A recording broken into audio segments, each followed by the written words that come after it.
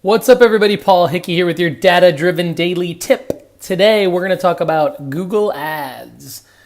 Used to be known as Google Adwords. It's the same thing, people. Don't worry about it. I'm going to give you an overview of how to get into Google Ads and what the new campaign setup features look like. And we're going to walk you through the campaign setup in a new Google ad. So let's jump right into it. So you're going to go to ads.google.com or adwords.google.com. It's going to take you to the same place. You're going to log in with your Google account. For people like us who have G Suite, datadriven.design is a Google account for email. So we have Paul at datadriven.design for today's example. And once you're in, you are going to see this screen and you have no campaigns yet. So you click the nice blue circle with the plus mark in it to create your new campaign. And then now you get to see this new awesome screen that looks actually a lot like Facebook Ads Manager, because it's asking you which goal or objective would you like to achieve in your campaign. And so you couldn't do this in the old Google AdWords, but you can do it in the new Google Ads. So you can pick sales, leads, website traffic, product or brand consideration, brand awareness and reach, or app promotion, or a campaign without a goals guidance. And I don't know for the life of me why you would pick number 7, because you definitely want to use Google's algorithm to show your ad to people that are most likely to achieve your campaign objective. So once you select your campaign objective, you have to select the campaign type. Now, depending on what objective you select, there may or may not be campaign types available to you. So for example, search is pretty much available for all of these, although video is not. Okay, so I'll leave it at that and you can play around on your own with it. But you can see here that I've selected search campaign for website traffic. And then once I do that, you have to set up your URL. So you can change this later, but I'm going to put datadriven.design in, obviously, as my business URL. And then sometimes you might make the decision that you want to use a landing page on your website for your campaign, because this might be something that you're trying to generate specific leads for.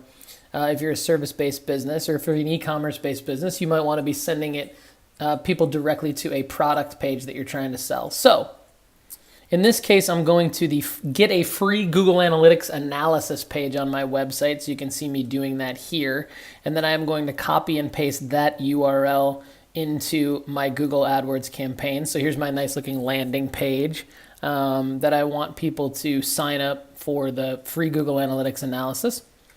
And then when you continue, it's going to show you some of your real campaign options. So I'm going to give you an overview of this. So I think it's useful to name your campaign something other than website search traffic. I'm going to name it free Google Analytics analysis, because that's the campaign that I'm focusing on in this case.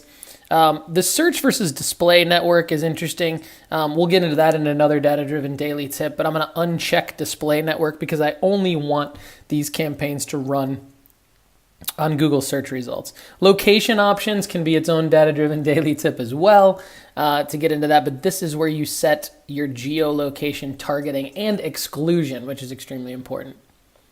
And you select your languages that you want to run your ad in, the language that your customers speak. So, some of you may be watching this outside of an English-speaking country, and that's fine, and this is where you can set that. So, you could even manage an AdWords campaign for a company that is speaking in a different language, or customers speak a different language.